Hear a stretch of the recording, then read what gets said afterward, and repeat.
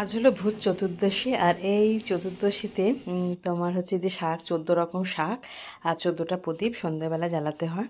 আর এই 14 শাকের মধ্যে তোমার হচ্ছে আগে বাড়ির আশেপাশ থেকে কিন্তু সব 14 শাক পাওয়া যেত, কিন্তু এখন সেইভাবে আর বাগান তো আর নেই, তো এখন বাজার থেকে কিনে আনতে হয়। তো আমরা ছোটোবেলায় কিন্তু বাড়ির আশপাশ থেকে 14 রকম শাক নিয়ে নিতাম, মাকে তাই দেখেছি। তো আজকে 14 শাক ভাজাটা কীভাবে করছি দেখো। তেলের মধ্যে বড়ি ভেজে নিয়েছি, এরপরে একটুখানি কালো জিরে আর কালো জিরে আর কাঁচা লঙ্কা কুচি দিয়ে শাকটা দিয়ে দিয়েছি। শাকটা খুব ভালো করে ধুয়ে ভালো করে কুচি কুচি করে নিয়েছি। নুন, হলুদ, একটু মিষ্টি দিলাম, দিয়ে একটু ঢাকা দিয়ে রেখে দেবো, খুব সুন্দরভাবে ভাজা হয়ে যাবে। এরপরে এটা দেখো ভাজা হয়ে গেছে। আর এরপরে আমি যখন পরিবেশন করব তখন বড়ি ভাজাগুলো একটু সাইড দিয়ে ছড়িয়ে দেবো। আর এই যে 14টা প্রদীপগুলো কিনে আনার পর এই যে জলের মধ্যে এগুলোকে আমি ভিজিয়ে রেখে দেবো। 3-4 ঘন্টা ধরে আমি ভিজিয়ে রেখেছি।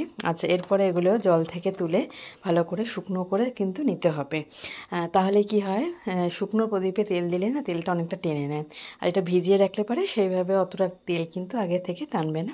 তাই আমি এটা ভিজিয়ে রেখেছি। তারপরে আমি এটা শুকনো কাপড় দিয়ে ভালো করে মুছে নেব, আর তারপরে এগুলো জ্বালানো হবে। আর 14 প্রদীপ, এটা চতুর্দশী যেহেতু, তাই 14টা প্রদীপ আর 14টা শাক আমি এই প্রদীপগুলোতে এই যে দিয়ে সলতে দিয়ে তারপরে একটু তেল দেবো, দিয়ে জ্বালিয়ে দেবো।